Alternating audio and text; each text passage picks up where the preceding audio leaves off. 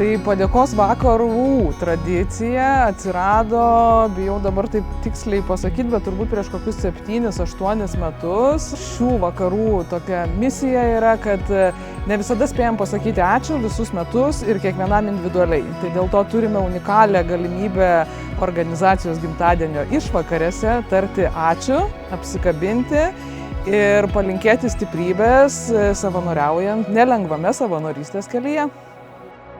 Padėkosim visiems savo organizacijos vadovams, savanoriam, kurie prisideda prie organizacijos veiklos, kurie kiekvieną dieną, sueigų metu, žygių, stovyklų metu ugdo mūsų jauną ir pilietišką jauną žmogų. Ir jų indėlis yra nepaprastai svarbus, kurie atiduoda nepaprastai daug savo laiko. Ir taip pat organizacijai turim tikrai nemažai apdovanojimų, kaip ordinai, garbės nariai, kuriuos šiandien ir įteiksim mūsų organizacijos nariams.